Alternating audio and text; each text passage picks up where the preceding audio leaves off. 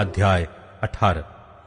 उन दिनों में इजरायलियों का कोई राजा न था, और उन्हीं दिनों में दानियों के गोत्र के लोग रहने के लिए कोई भाग ढूंढ रहे थे, क्योंकि इजरायली गोत्रों के बीच उनका भाग उस समय तक न मिला था।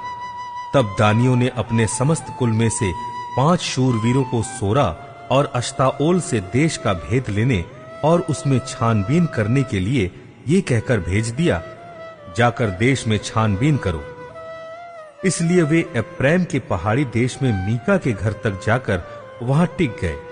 जब वे मीका के घर के पास आए, तब उस जवान लेवीय का बोल पहचाना, इसलिए वहां मुड़कर उससे पूछा, तुझे यहां कौन ले आया और तू यहां क्या करता है, और यहां तेरे पास क्या है? उसने उनसे कहा, मीका ने मुझे ऐसा ऐसा व्यवहार किया है और मुझे नौकर रखा है और मैं उसका पुरोहित हो गया हूं। उन्होंने उससे कहा, परमेश्वर से सलाह ले कि हम जान लें कि जो यात्रा हम करते हैं वह सफल होगी या नहीं। पुरोहित ने उनसे कहा, कुशल से चले जाओ, जो यात्रा तुम करते हो उस पर यहोवा की कृपा दृष्टि है। तब वे 5 मनुष्य चल निकले और लैश को जाकर वहां के लोगों को देखा कि वे सिदोनियों के समान निडर, बेखटके और शांति से रहते हैं, और इस देश का कोई अधिकारी नहीं है जो उन्हें किसी काम में रोके, और ये सिदोनियों से दूर रहते हैं और दूसरे मनुष्यों से कोई व्यवहार नहीं रखते। तब वे सोरा और अश्ताओल को अपने भाइयों के पास गए, और उनके भाइयों ने उनसे पूछा, तुम क्या समाचार लेकर आए हो? उन्होंने कहा, आओ हम उन लोगों पर चढ़ाई करें, क्योंकि हमने उस देश को देखा कि वह बहुत अच्छा है। तुम क्यों चुपचाप रहते हो? वहां चलकर उस देश को अपने वश में कर लेने में आलस न करो।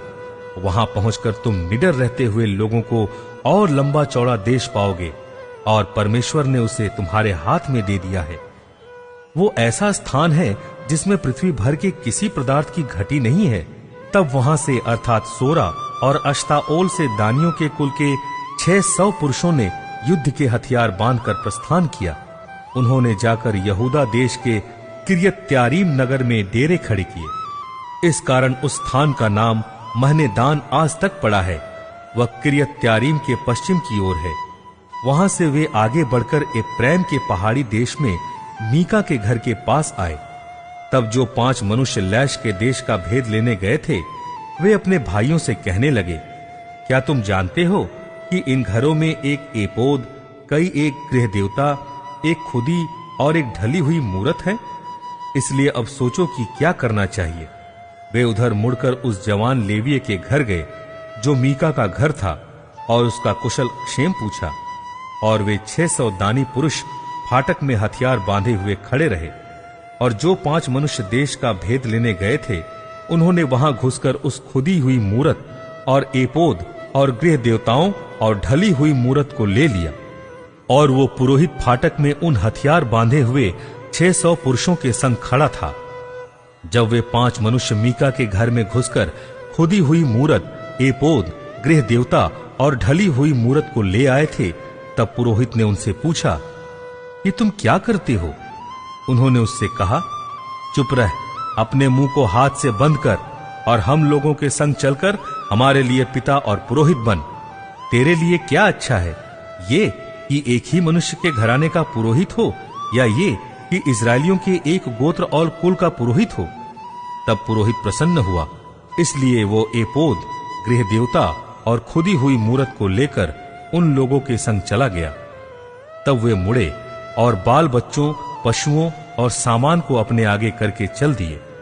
जब वे मीका के घर से दूर निकल गए थे, तब जो मनुष्य मीका के घर के पास वाले घरों में रहते थे, उन्होंने इकट्ठे होकर दानियों को जा लिया और दानियों को पुकारा। तब उन्होंने मुंह फेर के मीका से कहा, तुझे क्या हुआ कि तू इतना बड़ा दल लिया आता है? उसने कहा, तुम मेरे बनवाए हुए देवताओं और पुरोहित को ले चले हो, फिर मेरे पास क्या रह गया? तो तुम मुझसे क्यों पूछते हो कि तुझे क्या हुआ है?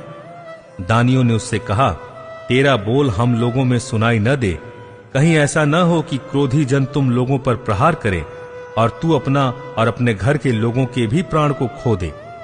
तब दानियों ने अपना मार्ग लिया, और मीका ये कहकर कि वे मुझसे अधिक बलवंत हैं, फिर के अपने घर लौट गया। तब वे मीका के बनवाए हुए पदार्थों और उसके पुरोहित को साथ ले लैश के पास आए, जिसके लोग शांति से और बिना खटके रहते थे, और उन्होंने उनको तलवार से मार डाला और नगर को आग लगाकर फूंक दिया, और कोई बचाने वाला न था, क्योंकि वो सीदोन से दूर था और वे अपने मनुष्यों से कोई व्यवहार न रखते थे, और वो बत्रहोब की तराई में था।